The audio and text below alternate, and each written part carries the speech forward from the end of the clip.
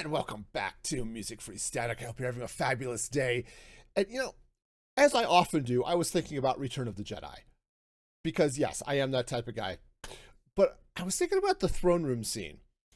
You know, Vader has brought Luke to face the Emperor, right? You know, that bit. And the one thing that goes through my mind when I'm watching the scene is, what the heck was Luke Skywalker thinking? Okay.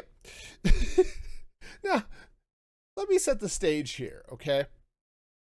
Because I think we need to get a little bit of the background to understand sort of where Luke's mind is, but I kind of wonder where it ended up.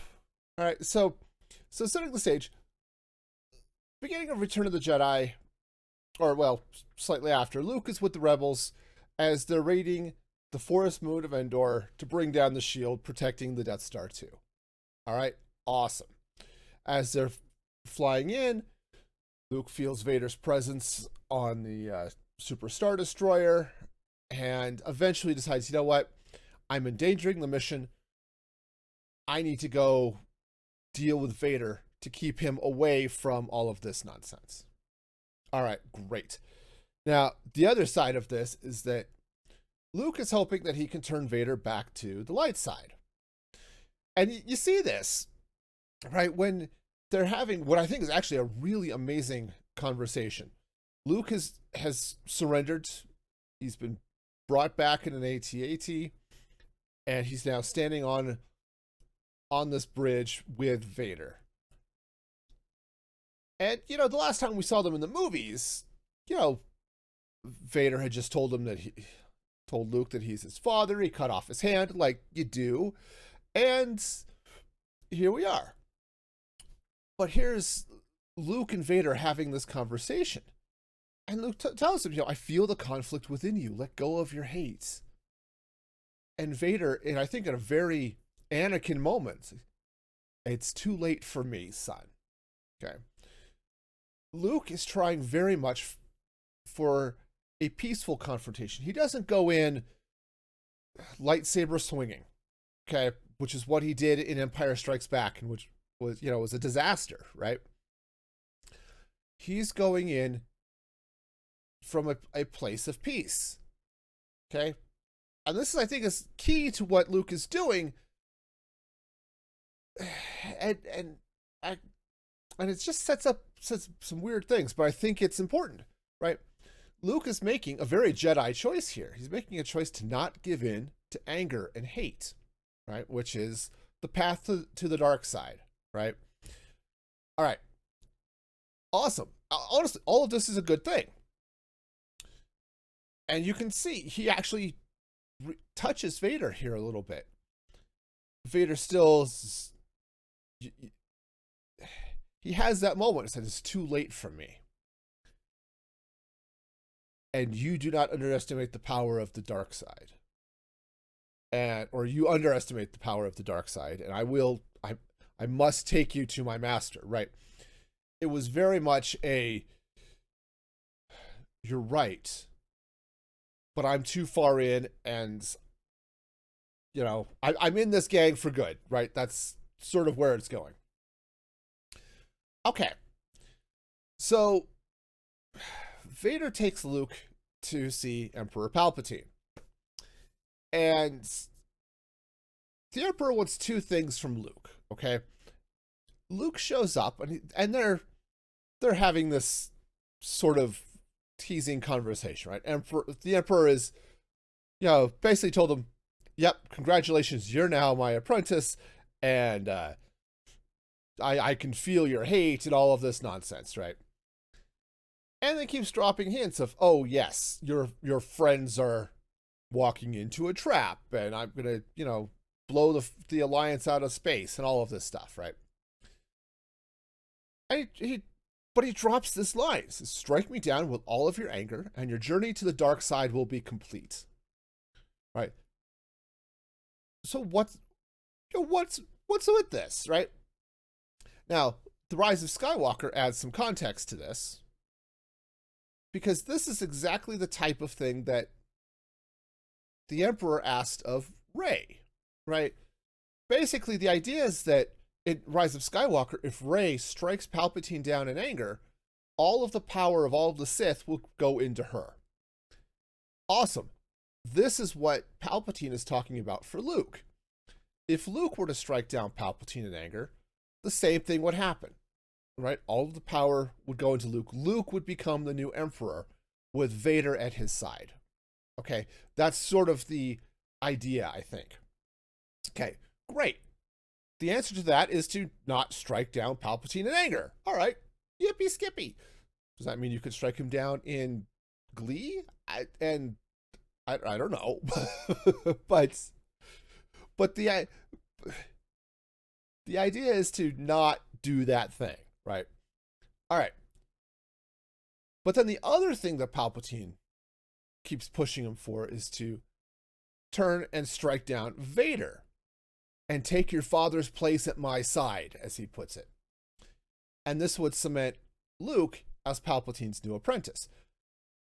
Remember, in Star Wars lore, with the Sith, they have this rule of two, right? Always two there are, a master and an apprentice, right? This is what Yoda tells Mace Windu at Qui-Gon's funeral, during, or at the end of, The Phantom Menace.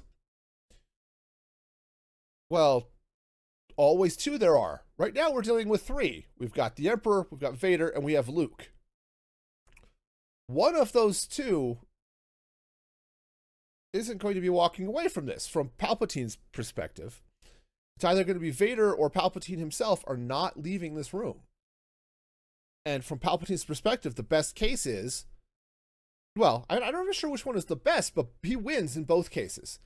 Either Luke strikes him down and takes with him all the power of the Sith and becomes the new Sith master, or he strikes down Vader and becomes the new apprentice. The rule of two is satisfied, and everything keeps going. Now, honestly, having Luke strike down Vader isn't a bad thing for Palpatine, because he's got damaged goods, right? Palpatine wanted Anakin Skywalker. He wanted this young, powerful Jedi who was immensely powerful. He was an immensely good warrior.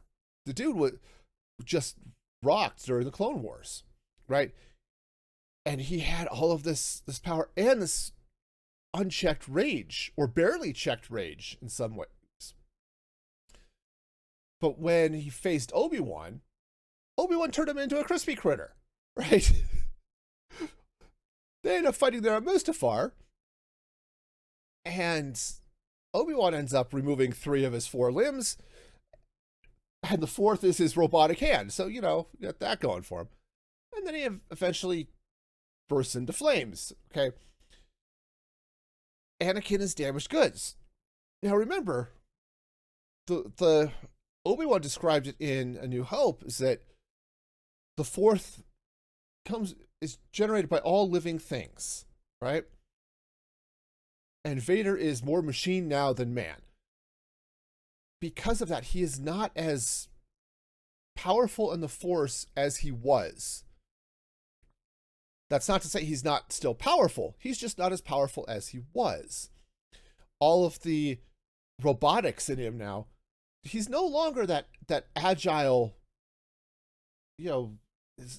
warrior that he was during the Clone Wars, right? Where he's able to just do amazing feats of acrobatics. No, the dude is basically a step up from Frankenstein. Okay? He's not quite the lumbering Hulk, but he doesn't have the agility. He has power. But that's it. He's not the type that's going to be going off of speed and agility. Or at least not anymore. And as I said, he's not as powerful as he was. Here comes Luke. Luke has that potential to be as powerful as Anakin was, and doesn't have quite as many robotic parts, okay? Yes, his right hand turns out to be slightly robotic. This is what happens when you let your father remove it for you, okay?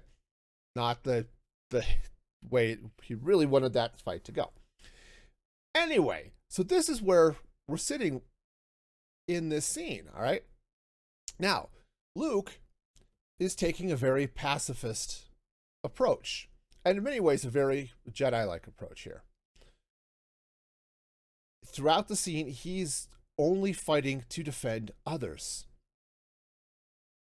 He doesn't even go for his lightsaber, which, Palpatine has it sitting on his armrest,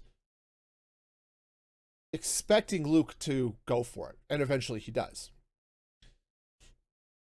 But Luke does nothing until the Death Star starts firing on the fleet and is blowing ships out of space. And Palpatine's, the Alliance will die, as will your friends. And yeah, at that point, Luke has to do something, I guess. And he force pulls his lightsaber to him, but doesn't swing at Palpatine. He swings at Vader. Right?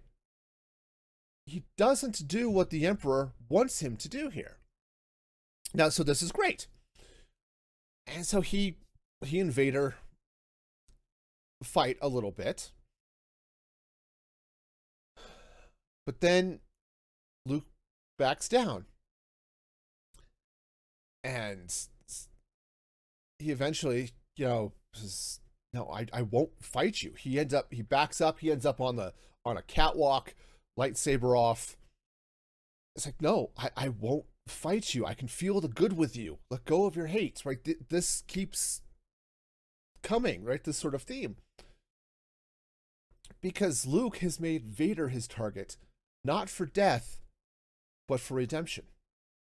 Okay, awesome. All of this is great, right? I'm following Luke all through here. I can see where his thoughts are going. And eventually Vader throws his lightsaber. Luke dodges and gets out of the way and goes into hiding in a room that's really hard to hide in. But Luke is a hide and seek champion, so manages to stay hidden for a while until Vader threatens Leia. Right? Luke says, I will not fight you. But Vader's like, this is, I can, your thoughts betray you. Your feelings for your friends are strong, and especially for sister, right? Says, yes, so you have a twin sister right there, because this is a thing that you can do with the Force, is pick out people's thoughts. But as Vader's line is, if you will not turn to the dark side, then perhaps she will. And at that point, Luke charges Vader.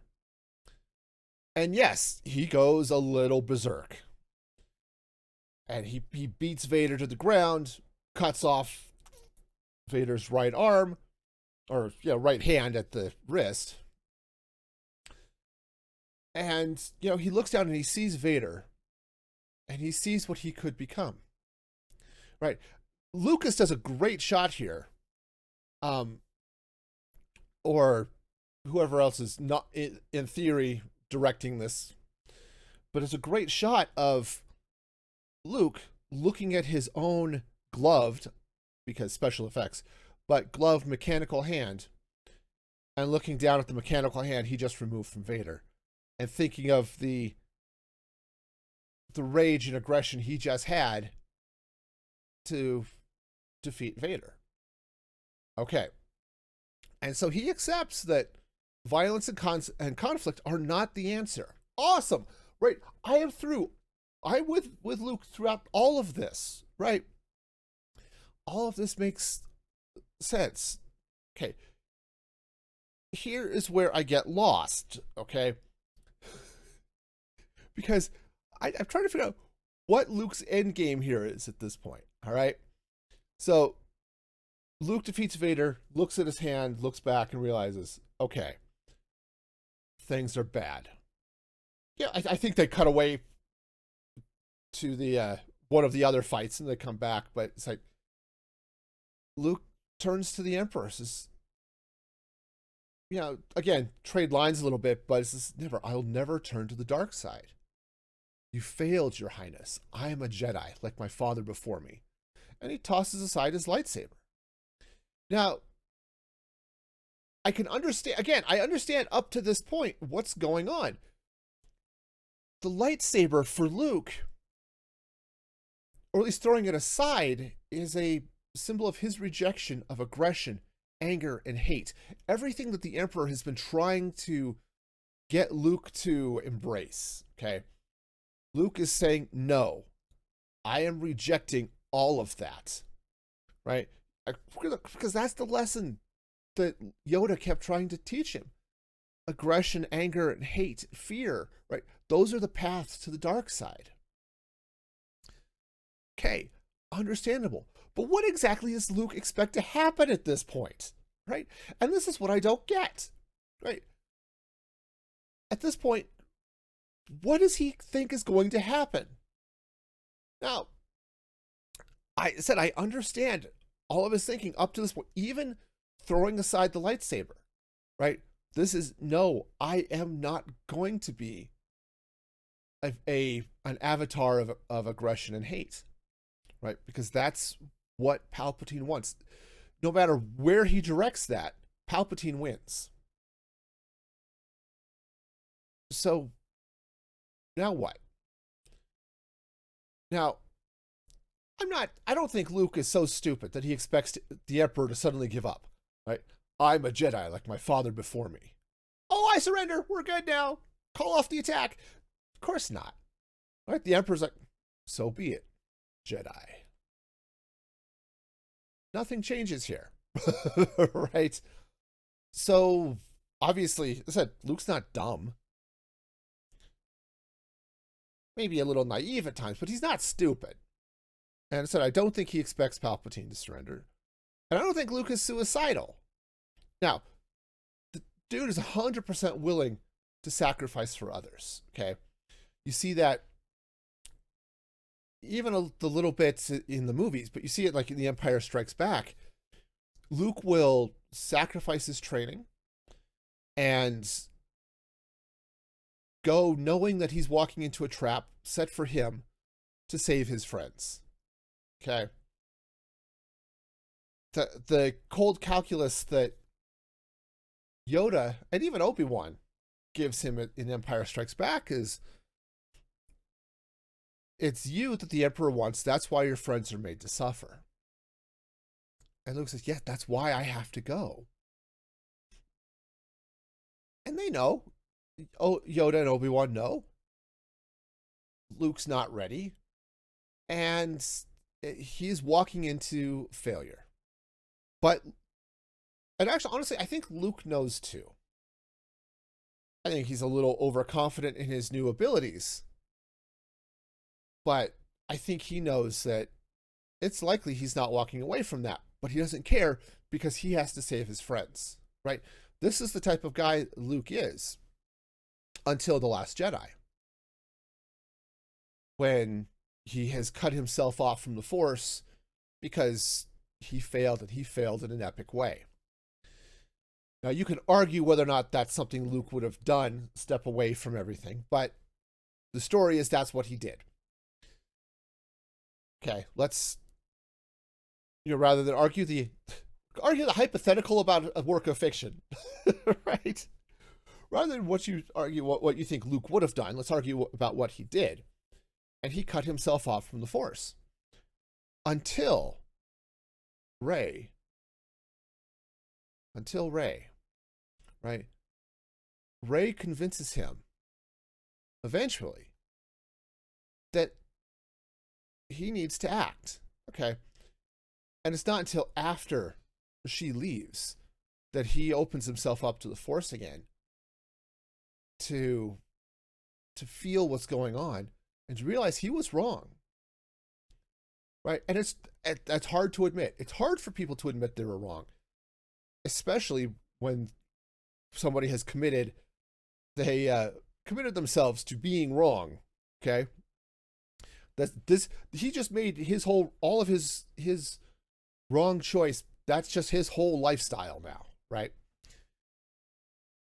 But once he realizes he's wrong and he force projects out to confront Kylo, he knows that this will probably kill him. But it doesn't matter because it gives what's left of the rebellion a chance to escape. Because Luke realizes that, yeah, that is the right approach. He's willing to sacrifice to save others. But his sacrifice in the throne room, right? If he throws away his lightsaber, and if he dies there in the throne room, who is it going to save? Maybe the only person it saves is Vader. Okay. And honestly, that's probably the only person he can save at that point. Because if Palpatine were to kill him, right? If the Emperor kills Luke there in the throne room, nothing about the rest of that battle changes. Okay? Because nothing that happens in there affects the rest of the battle, right? Luke says earlier, I'll be dead and you with me. Right? That's pretty much what's going to happen here. Okay? Because not long after the Emperor is thrown down the shaft by Vader, and really it is the end goal of every Sith apprentice to give their master the shaft, the Death Star gets hit, right? Wedge and Lando hit the power regulator, and they blow up the big happy energy thing in the middle of the Death Star, and they are beating feet out, right? I mean, the Death Star is starting to fall apart around them as Luke is pulling Vader into the shuttle. Okay. So, again, if Luke dies here, it doesn't save the fleet. Would it save Anakin? And does he know it would save Anakin? And I use the name Anakin for a reason. When Darth Vader rejects the dark side, when he turns back to the light, he ceases to be Darth Vader and becomes Anakin Skywalker again. And I'm wondering, we don't see this, okay? It's not in the novelizations. Admittedly, I have not read the novelization of Return of the Jedi in a long time. And I haven't read all of the latest literature in the modern canon, okay? So I don't know if they said this somewhere. But I wonder if Luke hadn't seen a vision through the Force and showed him a vision of him saving Anakin, or a vision of Anakin saving him. And maybe that's it. All right. Maybe he knows, because of his feelings, what he's feeling from Vader, right? Maybe what he perhaps saw through the Force. Remember, always in motion is the future, right? The future is determined by an infinite number of possible choices that people are making. There's a likeliness of people making certain choices, which then sort of directs where the vision goes. But ultimately, it's up to a person to decide. Well, I wonder if Luke had been directed through the Force, possibly through visions, possibly through something happening, some sort of Force-inspired something or other, at that point, that it's like, no. By doing this, by rejecting aggression, by rejecting anger, throwing down the lightsaber, that action will save Anakin Skywalker. Maybe that's where he's going. Maybe that's what he's thinking. As headcanon, I'm about that. I like that. because otherwise, if he doesn't, that action is pretty much for nothing. He's at a stalemate, right? He throws down his lightsaber, and he's surrendered to whatever comes next.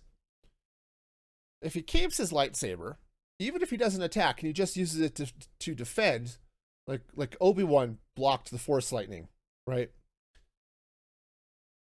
Well, Luke could do that. They'd be sort of at a stalemate. We're back in the Chancellor's office between Palpatine and Windu, where Mace is just using his epic purple lightsaber to block the Force lightning, right?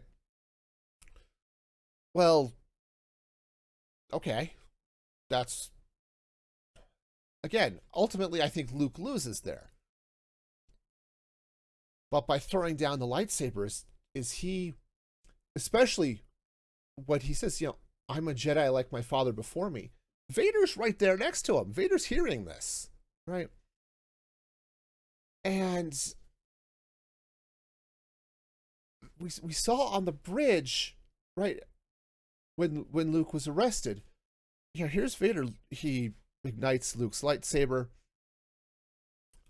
Your skills are complete. But they have that conversation, right? Where Vader tells him, Anakin maybe tells him this might be.